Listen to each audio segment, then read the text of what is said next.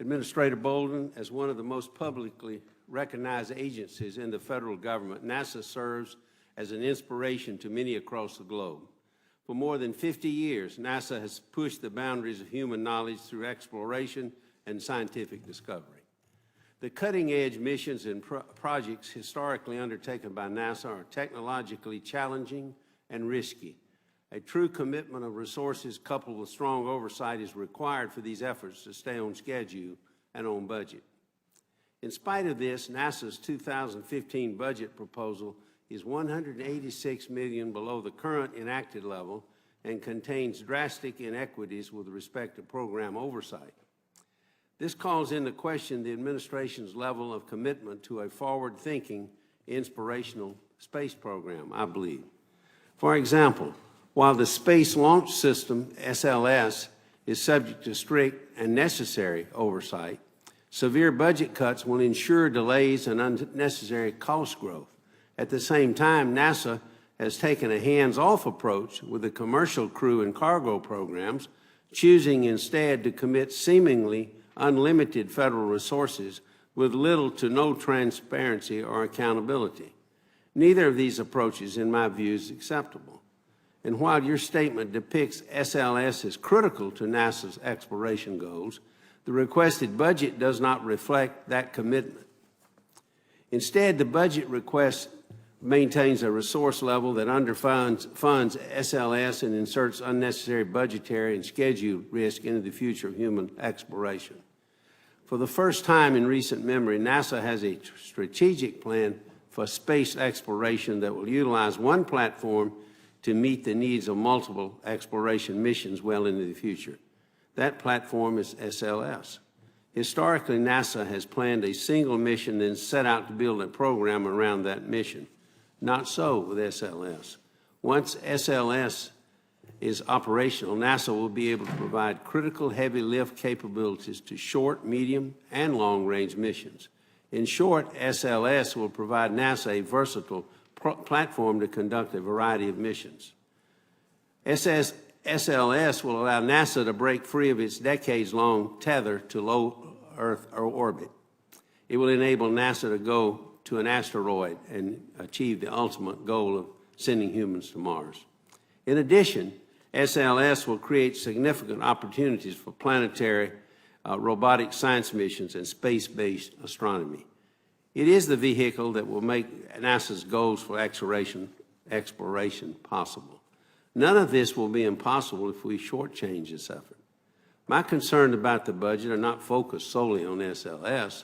They also extend to NASA's commercial launch program. And while the commercial cargo program eventually succeeded in delivering cargo to the International Space Station, it came at a significant cost. SpaceX has flown 3 successful missions to the International Space Center, and Orbital has flown 1. These accomplishments should be celebrated. Yet it's worth noting that these missions could not have been achieved without the investment of nearly $800 million taxpayer dollars. NASA paid these companies in spite of delayed milestones, shifting completion dates, and a final delivery schedule that was 2.5 years behind. All the while, NASA has little insight regarding the delays and even less about the investments made by the companies. Today, NASA is using the same flawed model to advance the commercial crew program. Once again, NASA is spending billions to help private companies develop a launch vehicle, but has little to no access to the books and records associated with its investment. None of these companies will publicly disclose its investment in the so-called public-private partnership. The question is the federal government a majority investor or a minority investor? The fact is there is no transparency into the true total investment in these vehicles. Notwithstanding the total federal investment, I'm most troubled that these programs lack an oversight component. Much like the cargo program, we're beginning to see similar issues surface with the crew program. These issues are not grounded in funding shortfalls, but rather in the capability of these companies to meet their own proposed milestones and deadlines. Moreover, NASA ceded its authority to investigate these problems when it signed the Space Act agreements that fund these companies. I fully recognize that these are not simple efforts. They're technically difficult and extremely risky. That said, the lack of transparency coupled with the continued demands for additional taxpayer resources to fund, quote, a commercial venture is difficult to rationalize. While new and innovative ideas often require significant investment and involve significant risk, I believe they cannot come at the expense of other priority programs. They should never be guaranteed funding with little or no oversight. I plan to work with Senator Mikulski to make NASA's budget reflect its priorities and to address the inequities and accountability that are emblematic of this request. General, we welcome you today. We're always glad to hear from you and look forward to area of questioning. Thank you.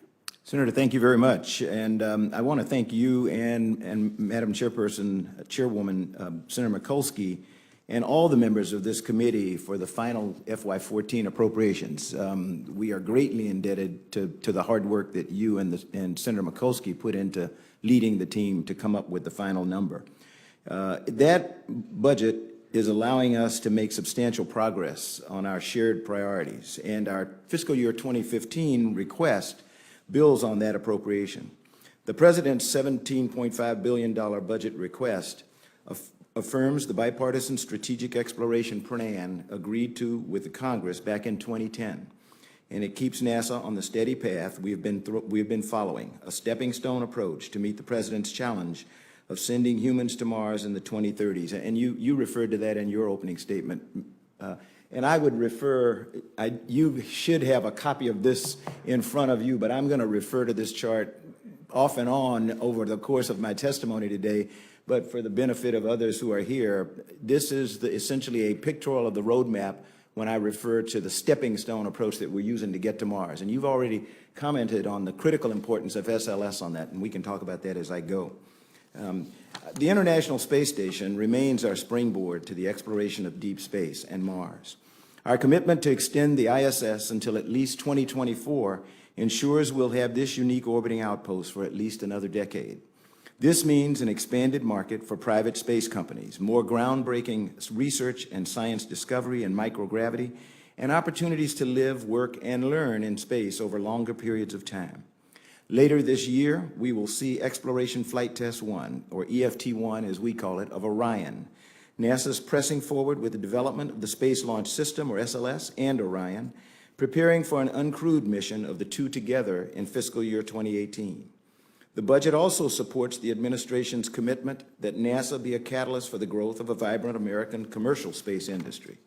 Already, as you have pointed out, two companies, SpaceX and Orbital Sciences, are making regular cargo deliveries to the International Space Station. Later this year, we'll move beyond commercial cargo and award contracts to American companies to send astronauts to the station from American soil and end our sole reliance on Russia. If Congress fully funds our fiscal year 2015 request, we believe we can do this by the end of 2017. Unfortunately, due to funding levels provided for commercial crew for the past few years, NASA has had to extend our current contract with the Russians and purchase more seats on the Soyuz spacecraft. Instead of investing millions of dollars into the U.S. economy to support American jobs, we'll be spending that money in Russia. While I appreciate all of the funding this subcommittee has provided in recent years, I ask that you fully fund our 2015 request for this critical priority.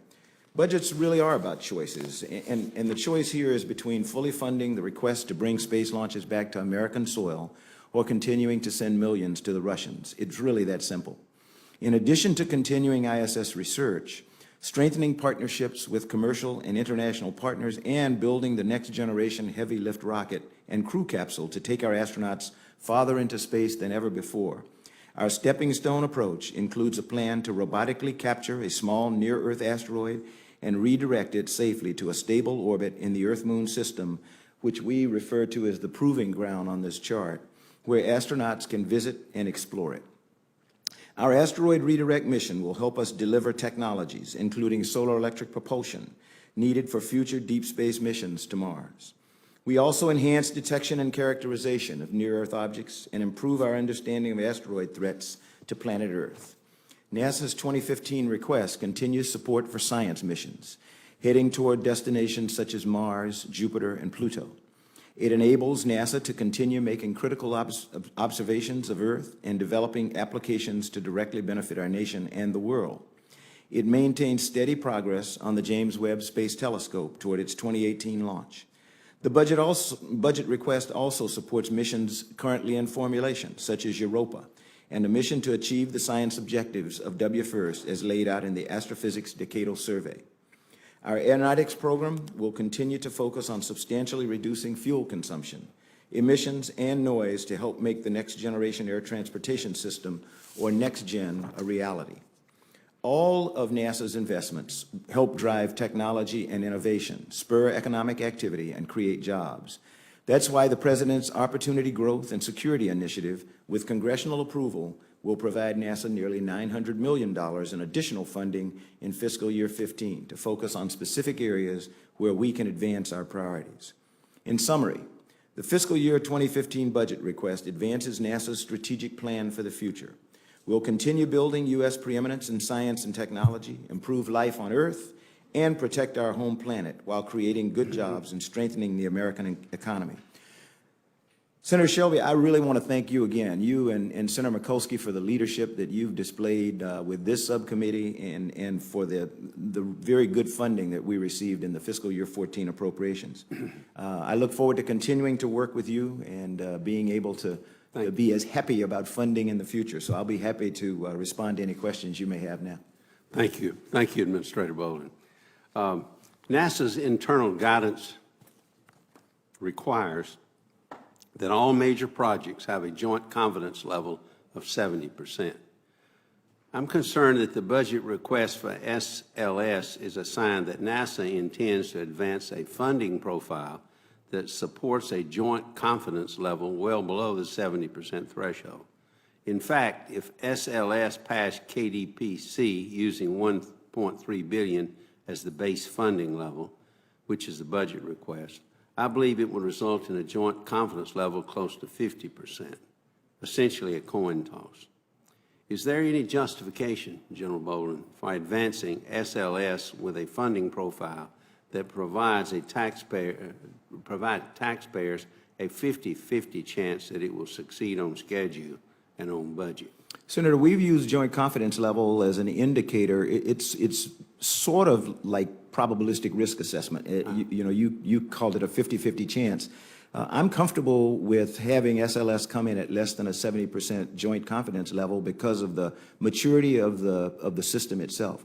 We're using shuttle main engines. We are getting ready to do main propulsion tests, so we'll have the banked 4 engines that'll go through testing at Stennis that will demonstrate that system as we designed it. Do you like where they are at this point in time? I love where we are at this point. I'm very confident that I would not approve moving, and I have to admit, I'm jumping ahead of myself because it has not come to me yet. We've not done that, but I've been following this pretty closely, and I'm comfortable that because of the mature systems that we're utilizing for SLS compared to some other systems, a joint confidence level of 70%, which would be great if we had it, is not required to make me feel confident that we're going to be able to deliver. General Bolden, could you assure the committee that the funding for SLS,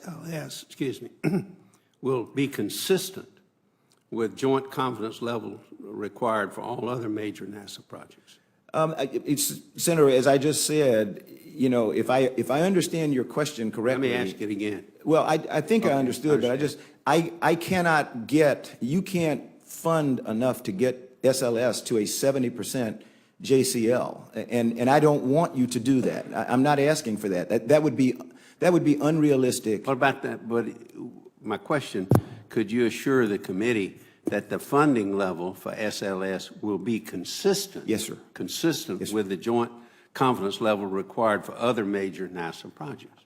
I can guarantee that I will have the same assurance at a lower joint confidence level for SLS that I have for other projects that are much less mature at a joint confidence level of 70%.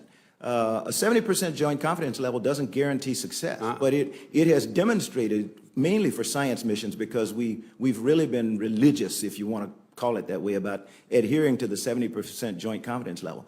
And it's caused us to bring in projects on time and on cost. But it's very important that we keep funding Yeah. SLS at a confidence level, a level that they can finish their job. And I think what And we on have- time and on budget. Does that make sense to you? The amount, yes, sir. The amount that we have been submitting in the president's budget each year have been sufficient for my team to assure me that we will be able to make a launch date with SLS and Orion for our EM1. 2017? 2018 is what we're saying is fiscal year 2018 right now. And I would caution, until we bring you. I thought the SLS would support a 2017 launch date, which is a current plan. Is that wrong? Well, as I said, I will be able to tell you within a month for sure what the launch date is to which we are going to commit and what the cost for the program will be. That's what's going to come out of KDPC, and we haven't crossed that milestone yet. But the costs have been pretty consistent. Consistent, yes, sir. I agree. We have the amount of money that we have requested and the amount of money that we have spent year to year on SLS and Orion has been consistent. Thank you. And that's what I promise. We'll continue to do that. I want to shift gears just a little bit. Late yesterday, as you well know, the U.S. Court of Federal Claims judge issued an injunction prohibiting the United Launch Alliance, or ULA, from proceeding with plans to buy Russian-made rocket engines. And this injunction will, if kept in place, would impact ultimately the Department of Defense, NASA, and so forth. Is there a possibility that this injunction could impact NASA's missions? Senator Shelby, I would prefer not to conjecture on that. That is a matter in litigation right now. And my general counsel has been looking into this since last night, and I'm not prepared to give you. I'm not an attorney, so I would not dare. So you give wouldn't my know whether opinion on this order would impact NASA's ability to pay Russia for rides to the space stations either. I can only tell you that we have already paid Russia through 2017, so we are not impacted. So you're ahead, huh? We're ahead of the game, but that's the way we have to be. We have told our partners that the President of the United States suggests that we extend the life of the International Space Station to 2024. We have told our international partners that we are committed to being able to carry their aircrew and ours to the International Space Station on American spacecraft by 2017, and so we're committed to that. Okay. However, to assure that we could get the crews there through 2017, we have already made the payment. We made it several months ago, so we're okay through 2017. It's also my understanding, you can confirm this or reject it, that it'd take a couple of years. We have a backlog of engines, from Russia. So it's not going to be any immediate impact. And I would defer to our partners, Absolutely. Orbital Sciences and ULA, because They'd know. I go on what they tell me, and they tell me they have a backlog of engines to cover X number of flights. So for us, our missions are covered. Sure.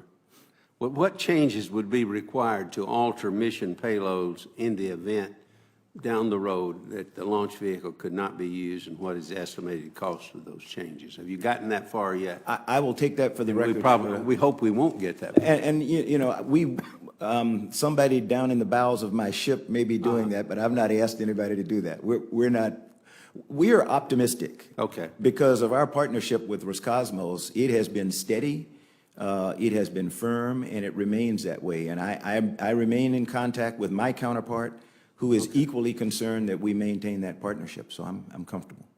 Let me get into another area, same basic area. Yes, sir. Since retiring the space shuttle, we have relied solely from the Russians to get our astronauts to and from the International Space Station. The crisis in the Ukraine and the current tensions at Russia have caused many people to question the long-standing relationship. We're all hopeful for a thaw there. In the light of recent decisions regarding sanctions, we're left to wonder what would happen if Russia no longer provided the transportation for our astronauts. And to address these concerns, some have advocated simply investing more heavily in the commercial crew program.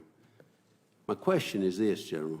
Is there any company participating in the commercial crew program today that could be ready to take our astronauts to and from the space station within a year? And would additional resources make that possible? And how much would be required? That's a big question, I know. No, that's a good question, Senator.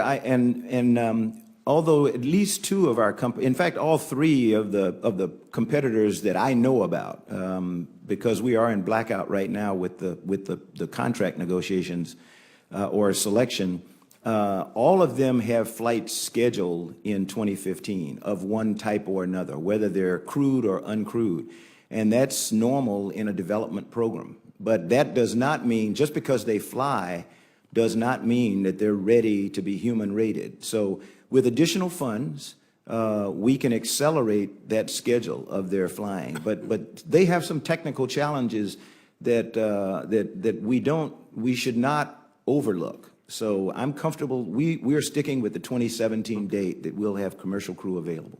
And we hope that things work out between us and Russia and the rest of the world. But if Russia were to cut ties with the U.S. or we were to cut ties with them, and they would no longer be able to provide our astronauts transportation to and from the space station, what are our options?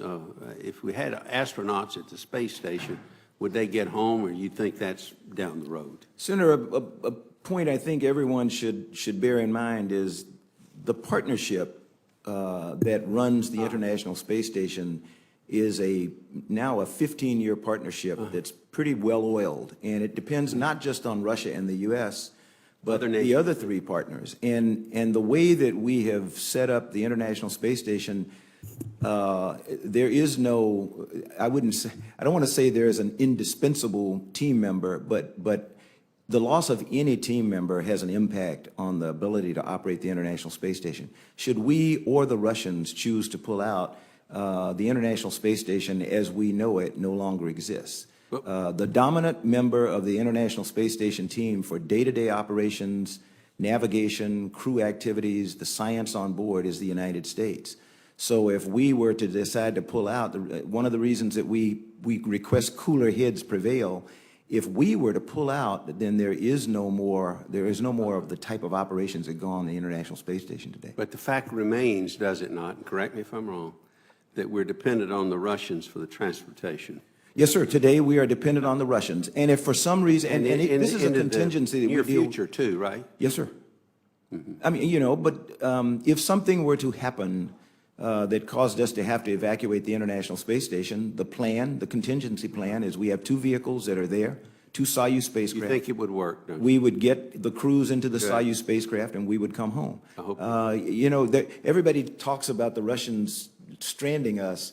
The Soyuz is a three-person crew, three-person spacecraft, and at least two of those people are essential, and usually one of those two essential people is the flight engineer who's an American astronaut. So I think that would be the escape, huh? That is the escape right now. That is the emergency return vehicle. It is the nominal return vehicle. It's the only vehicle we have, and that's why commercial crew support is critical for this nation. And it, where we are today is history.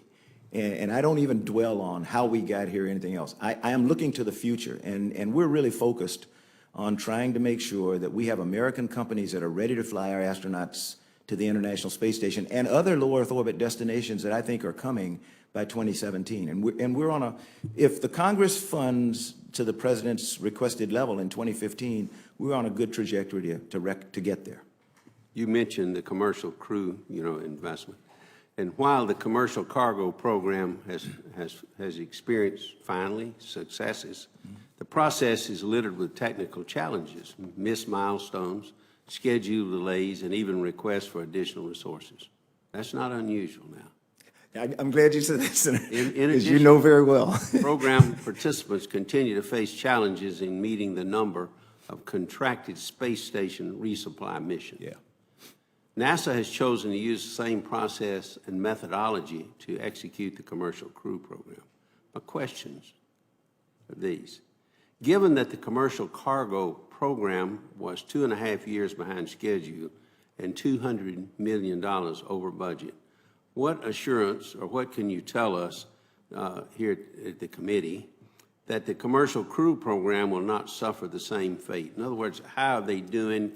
Are they going to be basically on time and on the money? Senator, I would. Or can you assure us? I would like to correct one piece of information about funding. The total NASA investment in the COTS program, in the commercial cargo program, was $684 million. So I don't think that was over any normal expectation. Okay. Granted, it was delayed, but I would go back, I would remind everyone of the Space Shuttle program. I got to Houston in 1980 to become a member of the Astronaut Corps, and the Space Shuttle was to have launched in 1978. So when I got there, we were already 2 years behind. We finally launched in 1981, and you will remember very well, being from Alabama, one of the critical delays was loss of a main engine on the test stand at Stennis. That's right. Those kinds of things happen, and we are trying to make sure that we don't have that happen in the commercial crew development program. And there is a difference in the way that we're doing the commercial crew program from a safety oversight perspective. If you were to talk to Ralph Rowe, who is now my chief engineer, and Terry Wolcott, the head of safety and mission assurance, they are intimately involved in every respect with the safety requirements and the human rating specifications for commercial crew vehicles. We've been working that for 2 years. We've been under contract with 3 providers, Boeing, SpaceX, and Sierra Nevada, to make sure that we understand how they're going to develop hazard reports, how they're going to track. So that is much more like the Space Shuttle program than say, people are familiar with COTS. We are now entering into a contract phase where it is much more like is traditionally done under FAR-based contracts. General, I've worked with you and Senator Mikulski. Senator Mikulski and I have worked together for NASA, working to make sure, the best of our ability, that NASA is well-funded and mission. We have our job to do on oversight and funding. I wish we could find more money for all of our programs. We're in tough budget times, as you well know. But we're going to do everything we can to fund NASA. Could you take just a few minutes again? There's a little glare for me on that chart there, if you had, and go over that chart again. And Senator, I don't know, do you have a copy of it there on your desk? It'll probably be easier if I just, and I'll make it really quick.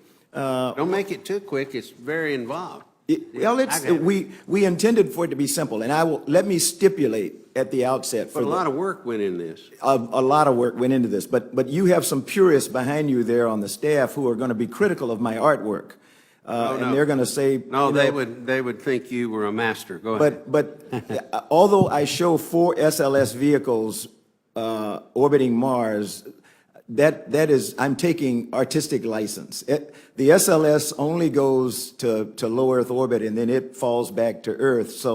So bear with me on that. It's just, it's trying to show the approximate number of SLS missions that we think it would take for a Mars mission to the surface of Mars. So other than that artwork, forgive me. But essentially it shows where we are today. We're Earth reliant. We are spending now, we generally spend 6 months in low Earth orbit. We are getting ready to put up a crew next year.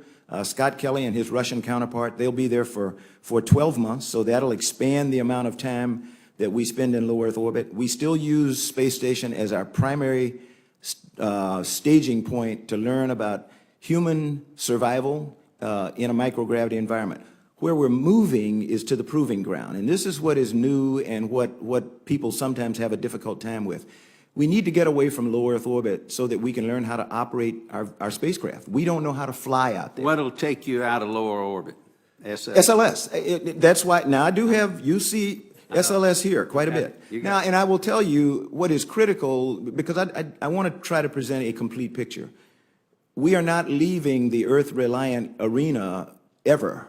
We will have to stage there. So what will happen for us to be successful with deep space exploration is that we have a firm infrastructure that's in place around low Earth orbit, multiple facilities like the International Space Station. So my hope is within the next 5 to 10 years, you will start to see commercial providers putting other vehicles into low Earth orbit that will be laboratories, habitation facilities and the like, that infrastructure will have to be serviced, and that's why we need commercial crew and cargo. So NASA does not provide transportation to low Earth orbit anymore. We're out of the access business. So it is really important for everyone to remember, we have no exploration program without this low Earth orbit infrastructure that we're trying to help industry put in place. We're trying to help American industry provide the low Earth orbit infrastructure. General, what, at the end of the day, and of course you never know what you find out there, this is very ambitious project, Mars mission and so forth, but so many missions have brought forth so many more things than you imagined. Yes, sir. At the beginning. What would you expect to get out of this? Senator, this is a very important question. This is a very, very, very ambitious strategy. We want. There are a number of reasons that we believe humans should be on Mars. One of them is to make us a multi-planet species, and that's a kind of a funky term, but what it means is that we will demonstrate that humanity can live on more places than just Earth. The other thing is it will help us learn a lot about Earth, because Mars, asteroids, other places in our solar system sort of came from the same origin as our own planet Earth. So looking at Mars and the way it is today, it will help us understand. We need to understand how it got there, because we think it used to be like Earth. What did the Martians not do that got it to be in the bad shape that it's in right now? So that's another reason to go there. The other reason is because we're an exploring species. We have always done that. We moved away, my and your ancestors moved away from the east coast of the United States to the Mississippi. They got there and they weren't satisfied, and they wanted to know what was on the other side of the river, and so they continued to go out and to pioneer. And I use the term pioneer instead of explore. Exploring implies we're going to go out and come back, like Lewis and Clark. We are intending to pioneer Mars, which means we are going to put people on that planet to be there permanently. I remember in this committee years back when people were naysayers about the Hubble telescope, said, "Oh gosh, it's a waste of money," but it hadn't been a waste of money. It's been on the cutting edge of exploration. It has been absolutely incredible. Senator Mikulski, thank you for. I want to thank you, but you weren't here when I thanked you the first time. But I'm going to thank you again for all that you've done in leading this committee and providing the appropriations for NASA. Senator Mikulski knows very well.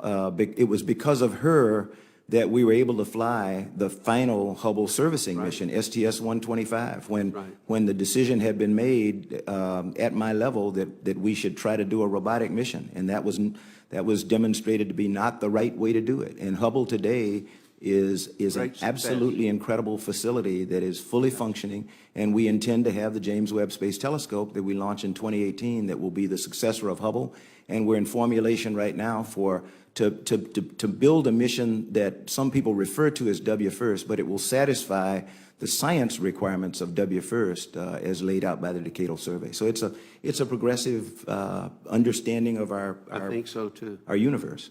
I yield to the chairman. Thank you very much, Senator Shelby, and thank you for opening this hearing. It's part of this very bipartisan trust that we have each other, and I appreciate it. Because of the terrible storms in the capital region, it took me 2.5 hours to come from Baltimore today. We've had accidents, mudslides, etc. Trains are down, and I appreciate that we want to show that we can live on Mars. I'm kind of dedicated to showing that we can live on Earth right this particular minute. Again, so I want to thank you, Administrator Bolden. I've already read your testimony, and I want to acknowledge the written testimony of NASA's Inspector General Paul Martin.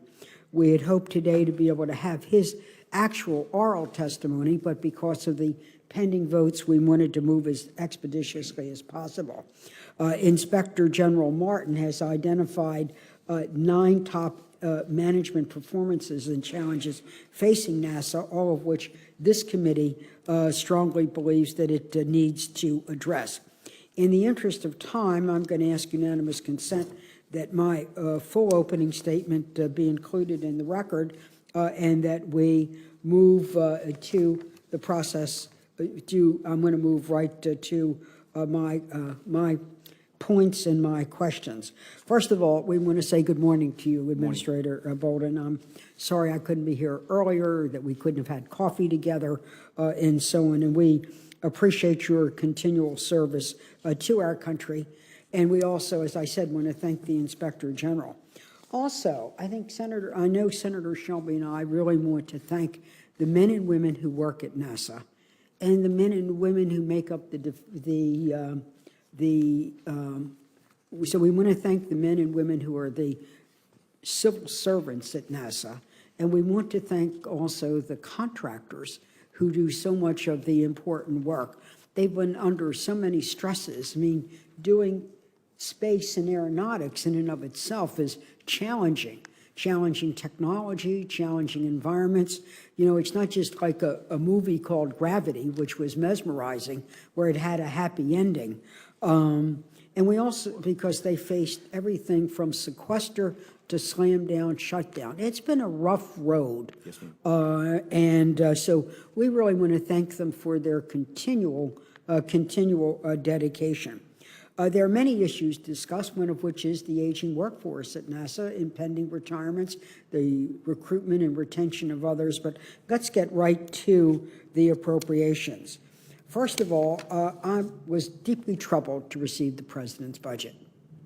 I was deeply troubled to see that NASA I was deeply troubled in the area of NASA because there was a reduction of $186 million from fiscal 14, which we already knew was tight. I can't thank Senator Shelby enough for the way he helped move that omnibus. It didn't happen because of Barbara Mikulski. Behind me, there was a whole lot of we, including my vice chairman, and we worked together. So when we saw this $186 million, it was deeply troubling. Now, I'm committed to a balanced space program, human space flight, a reliable transportation system to both the space station and areas beyond, the space science, and, of course, aeronautics. So we saw the $186 million cut, and then to rub raw the sores of discontent, we also saw that Goddard Space Agency was cut by $200 million. $200 million in very important science programs. Senator Shelby's also raised the cuts in SLS and Orion, which are the kind of hallmark for going out there. So I'm going to go right to my question about how to maintain a balanced space program when the two major programs, I know Senator Shelby has looked at those things related to a heavy lift capacity. How are we really funding a lot of things at the expense of space science? And why did you take $200 million out of Goddard? Senator, as you said, and I appreciate your enthusiasm for a balanced portfolio. We have sought to put in place a balanced portfolio for the agency. There are a number of projects that are in formulation that will be, in which Goddard will play a critical role. The funding for those projects have not yet been designated and distributed. So we look at the long-range viability of each of our centers. And I firmly believe that Goddard will continue to be an integral part of all the programs that we have going forward. I mentioned the formulation of a mission to seek out to satisfy the objectives of WFIRST as laid out by the Decadal Survey. None of that is reflected yet in the NASA budget, in the out years, or in the Goddard budget. So those will be areas that will be plussed up. We look at all of the centers. I sit down with the center directors and Robert Lightfoot, and we look at what they see for the out years, because stability is what the center directors seek.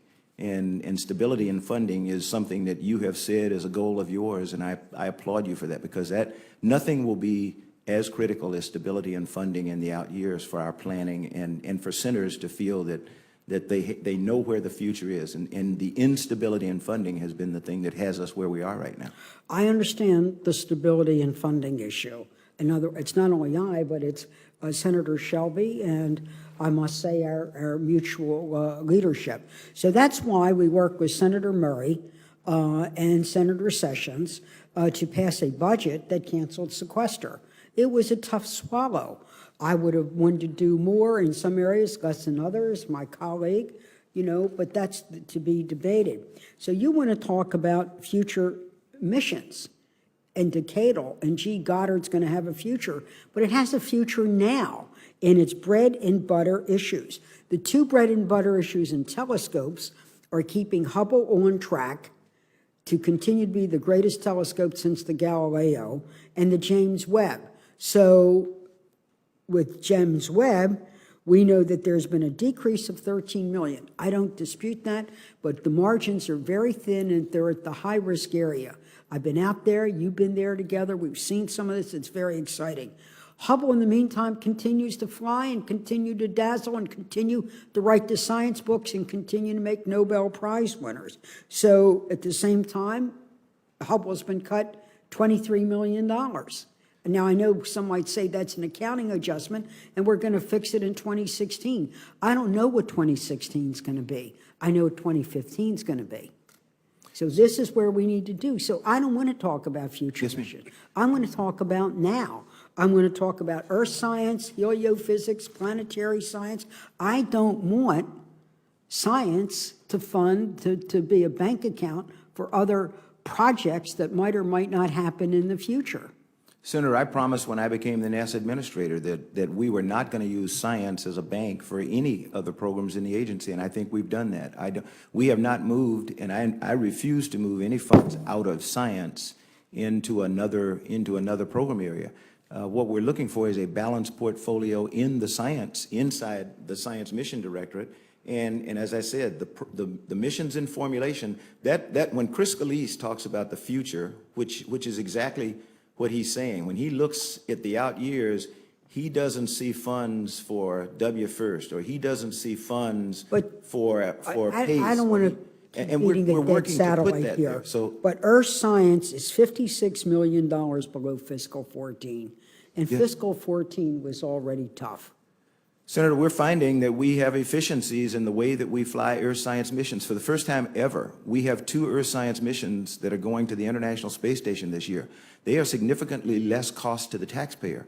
So, and we're trying to find more and more ways to get efficiencies in our programs. I think in the long run, when I sit down with Chris Scalise at Goddard and Charles Alachi out at JPL and Steve Jerzik down at Langley, the people who spend most of their time thinking about earth science and planetary science, will find that there is a balanced distribution of the funds in the out years once we get a lot of the formulation. You and I really strongly disagree on this, Administrator Bolden. We really do strongly disagree on this. But I want to go to something we do agree on, and that goes to the extension of the life of the space station. That was a bold decision on your part, but both Senator Shelby and I, along with our colleagues, want to make sure we get research value for that. And what has been so, I think, strong has been the bipartisan support of both the appropriators, and when we look at our authorizers, and back in the day it was Senator Nelson and Senator Kay Bailey Hutchinson, the whole idea of what could be done on the space station was exciting. So let me get to my question about that. In order for the space station extension to be viable, we need to be able to get there. Yes, ma'am. We're all deeply troubled about what's going on in Ukraine and the behavior of Russia and Mr. Putin's words and so on, and we leave that to our president and our Secretary of State. But what we're worried about is the reliability of, as I understand it, there are 2 ways that the space station will be, we have to be able to get there. So one, we've got to keep commercial crew on track. And then the other is, as we impose sanctions with the Russians, will this jeopardize their cooperation in Soyuz? So let's put Soyuz here. Let's go to commercial. One, how do you see the commercial crew staying on track, commercial cargo, particularly with the orbital ATK merger? And then second, where could you bring us up to date on the relations with the Russians? And no matter what happens, do you think that would be strong, or is that in jeopardy? Senator, Could you answer both of those? as I've mentioned to Senator Shelby earlier, I could not state more strongly that the relationship between Roscosmos and NASA is solid. I communicate with my counterpart on a regular basis. Bill Gerstenmaier, who runs human exploration, was just there for a launch, for Soyuz launch about a month ago, and he continues to work. I think you know that Sergei Krikalev, who was a former crew member of mine, is in the leadership there in No, so you're all okay in doing kumbaya now, but you know, it's a delicate situation internationally. We are going to be escalating our sanctions, and I'm not talking about your current relations. I'm talking about, are the future relations in general in jeopardy? And do you think that our aggressive pursuit of sanctions, and I'm supporting the president in his sanctions, we have to take a strong stand, and we're proud of our NATO alliance. So you see where I'm heading? Yes, ma'am. And Senator, as much as I would love to delve into diplomacy and things, because I do think I have a worthwhile opinion, but I'm going to resist the temptation to do that. And I'm going to say that what I am striving to do is continue the relationship that I have with Mr. Ostapenko, who heads Roscosmos, to make sure that he does everything that he can across in Russia to calm down the diplomats and the politicians there, as we're trying to do here in the U.S., to help people understand the importance of this partnership. We're trying to accelerate as rapidly as we can the availability of commercial crew so that we can launch our astronauts from U.S. Let's soil. move on to that. But I think really, Senator Shelby and I would like to be able to stay in touch, and also to keep an eye on, I think it's a very delicate situation. So let's go to commercial vehicles. So what do you think, how are we doing on commercial cargo? And then let's go to commercial crew, both from a budgetary standpoint, and when do you think, what are the targets for commercial crew? Senator, we're in relatively good shape. We're in great shape with our commercial cargo right now, because Orbital Sciences, that does use a Russian engine, has enough, we are told, has enough engines in their stockpile to get through this contract. We are in the process now of getting ready to negotiate a new contract for commercial cargo after 2016. Orbital, like most other companies, are working with the engine manufacturers to see if there's not a U.S. option for engines. So those are things that they've been doing long before this recent crisis took place, because they would like to get newer engines. The NK-33, which is now the AJ-26, is an old Russian rocket engine. And Senator Shelby knows that we've been trying to get away from that and get to new technology as quickly as we can. And that work is underway. SpaceX has an American-generated, American-manufactured engine, so that part of the commercial cargo is stable and should not be affected at all. Well, now let's go to commercial crew. Yes, sir. Do you envision, what is your target timetables? Do you have the resources to meet those timetables? Could you elaborate? Senator, I have to thank you for fighting the good fight with commercial crew and trying to keep our funding as high as possible. Because of your efforts and that of Senator Shelby, the 2014 mark, while not what we would have wanted, was enough that, if matched with the President's request for $848 million in 2015, will keep us on target for a 2017 availability of American capability to launch our crews to space safely and reliably through competition, which we feel is absolutely necessary. Well, as I understand it, a commercial crew is funded at $848 million. It's $156 million above fiscal 14. And your goal was to send astronauts to the space station on U.S. rockets by 2017. Is that right? That's correct. That's so the president's you envision goal. American astronauts to be on a vehicle that can go to the space station by 2017? That's correct. In an American vehicle. Excuse me. Yes, ma'am. That's exactly right. And do you feel that you have the resources to be able to accomplish that? We're obsessed with and I know you are, boy, more than, we're committed to the safety of our astronauts. Yes, ma'am. Exploration's great. We love extending the life of the space station, but we're for the safety of those men and women who are so daring to do this. So whatever we do, Yes, ma'am. we know that there's always risk, so we know that. Senator, I think I cannot overemphasize this.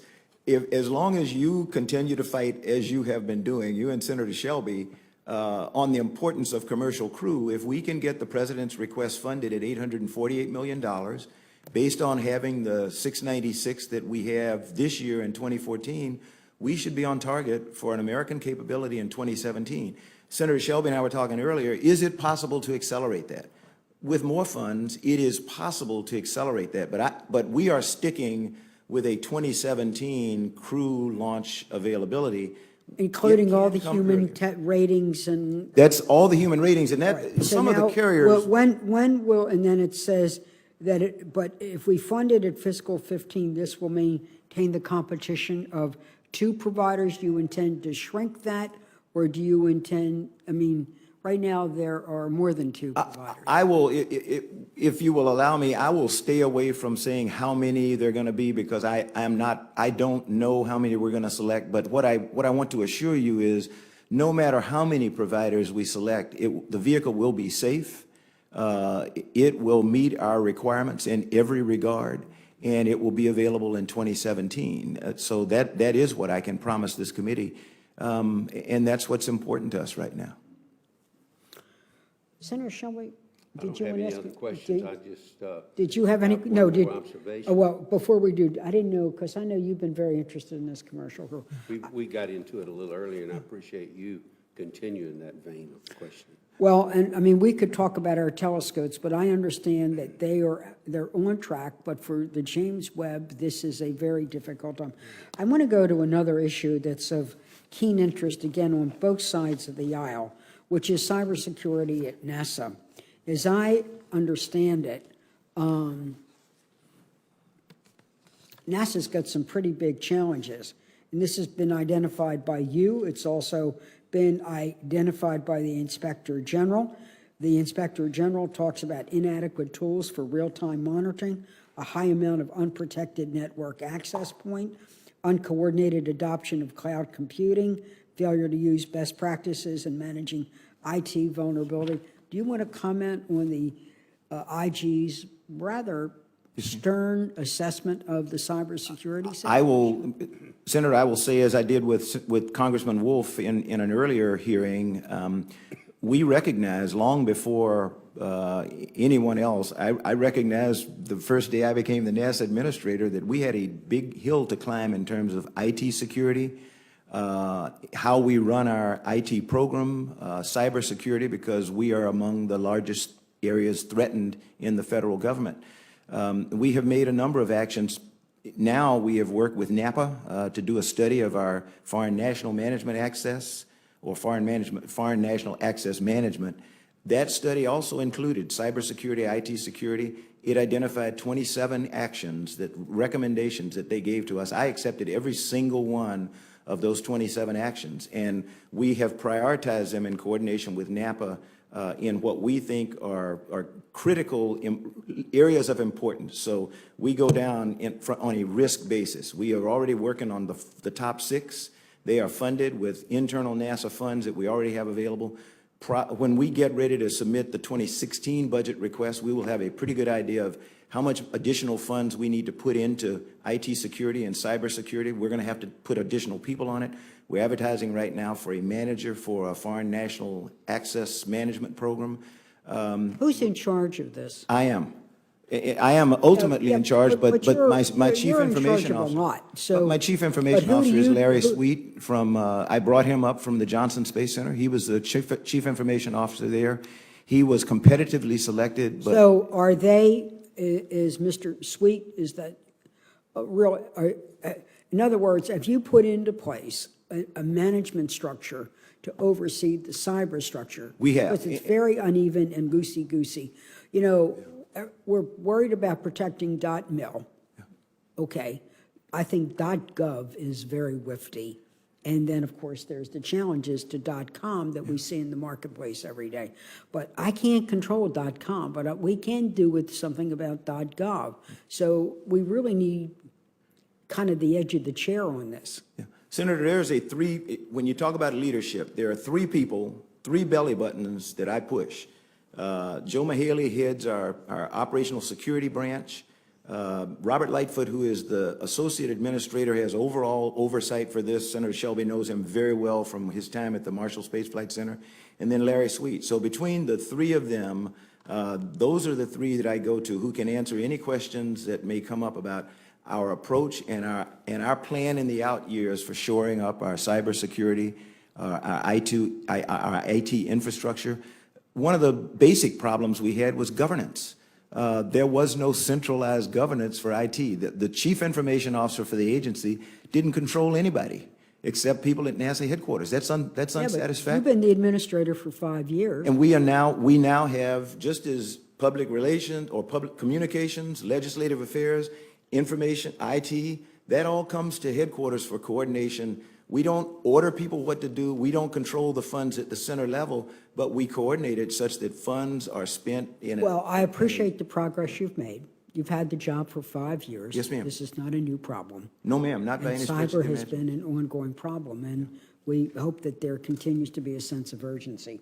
Senator Shelby. I have no other questions other than to tell General Bolden, our administrator, that we do have challenges, you have challenges, and both of us believe that we ought to fund these missions. Yes, ma'am.